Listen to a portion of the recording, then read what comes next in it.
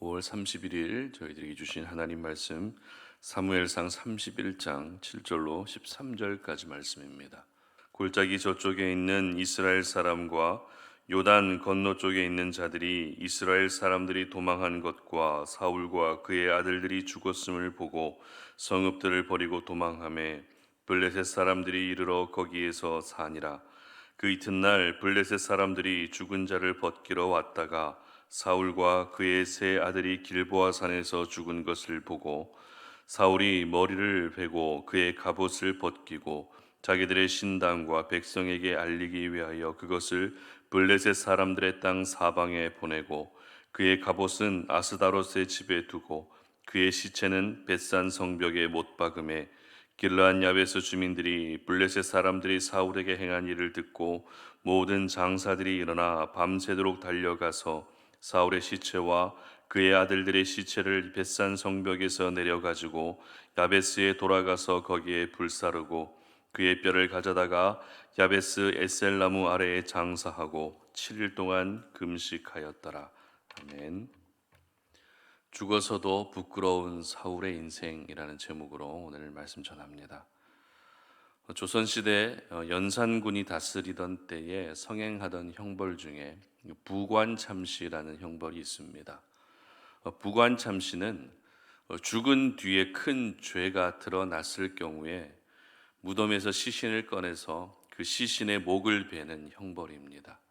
부관참시를 당한 대표적인 사람 중에 한명회라는 사람이 있었죠.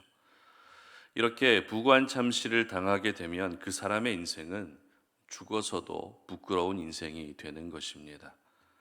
살아 있을 때도 좋은 인상을 주지 못했을 뿐만 아니라 죽어서도 좋은 인상을 주지 못하게 된다면 그 사람의 인생은 한마디로 실패한 인생이다라고 말할 수 있을 것 같습니다.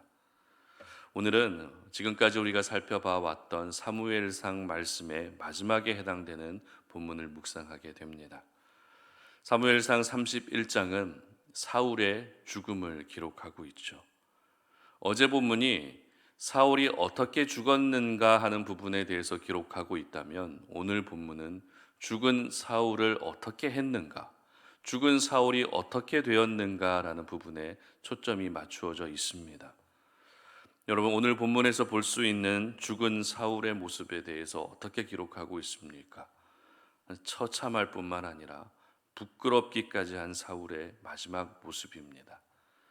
한때는 이스라엘의 왕으로 화려한 시절을 보낼 때도 있었습니다. 모든 백성들의 존경을 받으며 그렇게 나라를 다스릴 때도 있었지만 그렇게 아무리 잘했다 한들 마지막 모습은 화려함과는 거리가 멀었습니다. 백성들로부터 존경받는 모습과는 거리가 멀었습니다. 하나님과 가까운 하나님의 손에 온전히 붙들림 받은 인생과는 거리가 멀었습니다. 사울의 마지막 모습은 부끄럽고 처참하다는 말밖에 나오지가 않는다는 것이죠. 사실 우리가 어제 살펴봤던 사울의 죽음의 모습에서 중상을 입은 가운데서 결국 스스로 목숨을 끊은 것도 이스라엘 왕으로서 참 부끄러운 모습이었습니다. 그런데 오늘 본문에 기록되고 있는 죽은 사울의 모습은 그와 비교가 되지 않을 정도로 더 부끄럽습니다. 9절 말씀을 함께 보도록 합니다. 사울의 머리를 베고 그의 갑옷을 벗기고 자기들의 신당과 백성에게 알리기 위하여 그것을 블레셋 사람들의 땅 사방에 보내고. 어떻습니까? 죽은 사울의 목이 베어집니다. 그리고 갑옷도 벗겨집니다. 보통 전쟁에서는 상대 장수에 대한 최소한의 예우라는 것이 있습니다. 더군다나 사울이 누구입니까? 이스라엘의 왕입니다. 그러면 비록 죽었다 할지라도 최소한의 예우를 받는 것이 마땅합니다. 하지만 갑옷까지 벗겨지는 수모를 당한 것이죠. 뿐만 아닙니다. 벗겨진 갑옷을 블레셋 땅 곳곳으로 보내서 다른 블레셋 사람들이 그것을 돌아가며 갑옷을 보도록 했고, 마지막은 블레셋의 우상인 아스다롯 신전에 그 갑옷을 두기까지 합니다. 다시 말해서 아스다롯 신이 이스라엘 하나님을 이겼다라는 것을 온 천하에 공포하는 것이죠. 그리고 사울의 시체는 어떻습니까? 벳산 성벽에 못 박아 둠으로써 지나가는 모든 사람들이 사울의 시체를 보도록 했다는 것입니다. 여러분, 이것이 바로 죽은 사울의 마지막 모습이었습니다. 어떠십니까? 죽은 상태에서 목이 베이고 갑옷도 벗겨지고 그 시체마저도 성벽에 내걸려 있는 사울의 모습을 보면서 여러분 어떤 생각이 드십니까? 너무나도 부끄러운 현장이 아닐 수가 없다는 것입니다. 이처럼 하나님은 하나님을 떠난 사울의 마지막 죽은 모습까지 부끄러움만 가득 남게 하셨던 것입니다. 이 과정에서 어떤 사람은 이렇게 하실 거면 하나님이 왜 사울을 세우셨는가라고 하는 질문을 던지면서 이것은 사울이 부끄러운 것이 아니다, 하나님이 오히려 부끄러운 것이다 라고 말할 수도 있을 것 같습니다.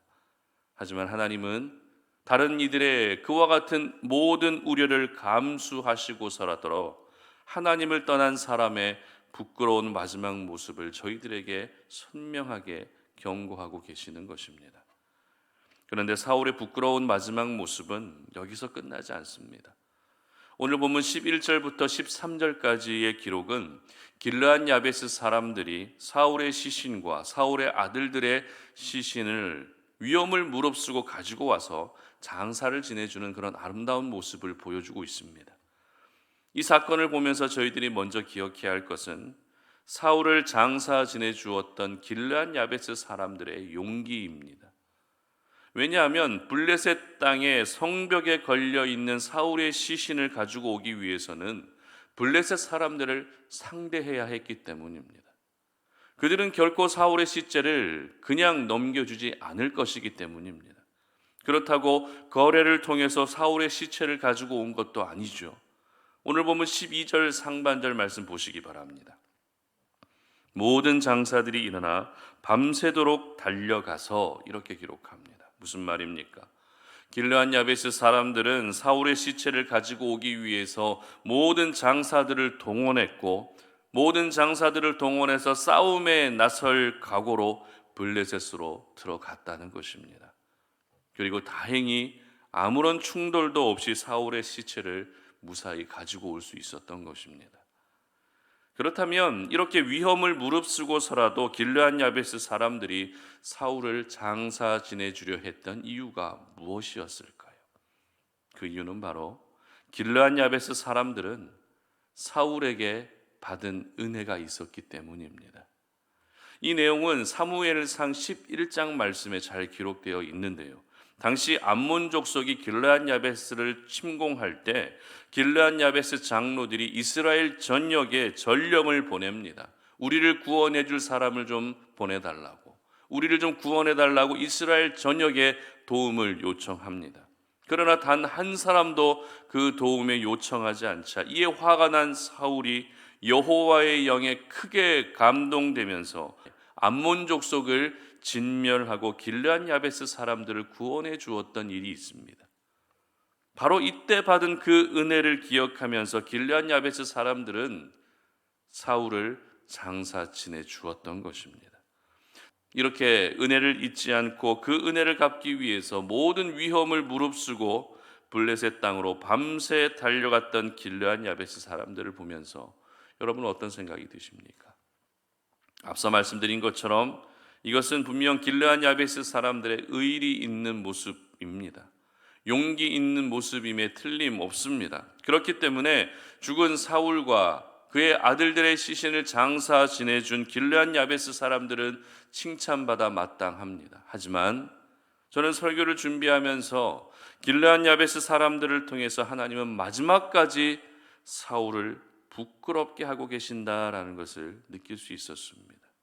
왜냐하면 사울은 하나님의 은혜를 잊어버리고 망령된 인생을 살았지만 길르앗 야베스 사람들은 사울에게 받은 은혜를 잊지 않고 그 은혜를 마지막까지 보답했기 때문입니다. 이것은 하나님께 선택받은 사람으로서 정말 부끄러운 모습입니다. 하나님께 기름 부음 받은 사람으로서 정말 부끄러운 모습이 아닐 수가 없습니다. 평범한 길르한 야베스 사람도 은혜를 기억하는데 하나님이 세우신 왕이 하나님의 은혜를 기억하지 못했다라는 것은 정말 부끄럽다는 것입니다. 이처럼 우리 하나님은 죽은 사울이 목이 베이고 갑옷이 벗겨지고 성벽이 시체가 걸려지는 부끄러움만이 아니라 장사 지내주었던 길르한 야베스 사람들을 통해서 또 한 번 사울을 부끄럽게 하고 계셨던 것입니다. 이것이 바로 죽어서도 부끄러운 사울의 인생이었습니다. 죽는 그 순간도 부끄러웠지만 죽어서도 부끄러움만 남는 사울의 비참한 인생이 사무엘상 31장 마지막에 이렇게 기록되고 있는 것입니다. 우리나라 사람들은 특별히 체면을 중요하게 여기는 민족으로 알려져 있죠. 예전에 한 외신이 우리나라의 체면 문화를 전하면서 예식장 하객까지 섭외하는 그런 문화를 이야기했던 적이 있습니다.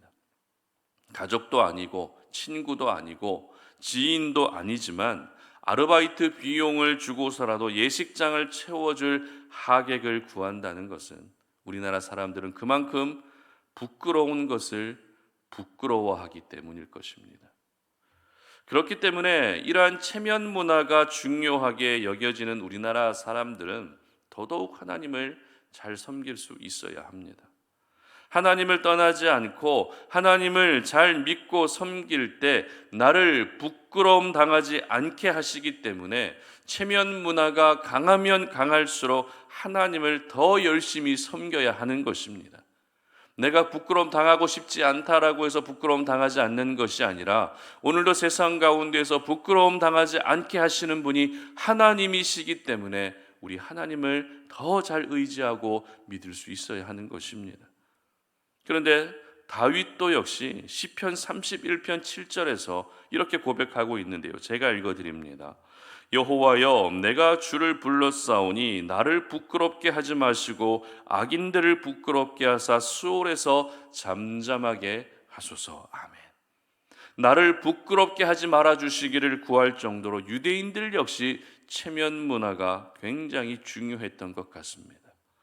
그러므로 저희들은 오늘 사무엘상 말씀을 마무리하는 이 사울의 죽음을 통해서 살아서도 내가 부끄러움 당하지 않게 하시고 죽어서도 부끄러움 당하지 않는 삶이 될 수 있도록 기도할 수 있어야 하는 것입니다.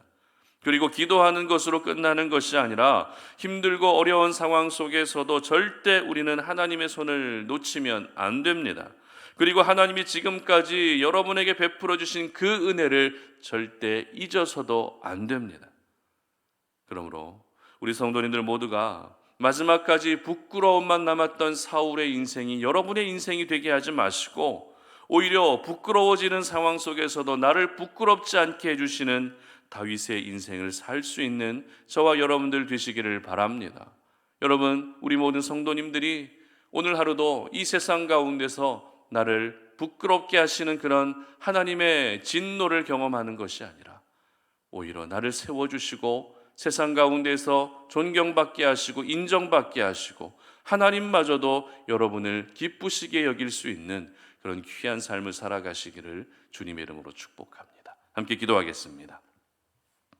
하나님 아버지 감사합니다. 오늘도 이 아침에 우리가 주님의 존전 앞에 나와 하나님을 예배하며 이 새벽 제단에서 기도를 쌓습니다. 아버지 하나님, 우리가 이 땅을 살아가면서 부끄러움 당할 수 있는 상황들이 얼마나 많이 있습니까? 하나님, 우리의 인생이 결코 부끄러움이 남는 인생이 되지 않게 하여 주시옵소서.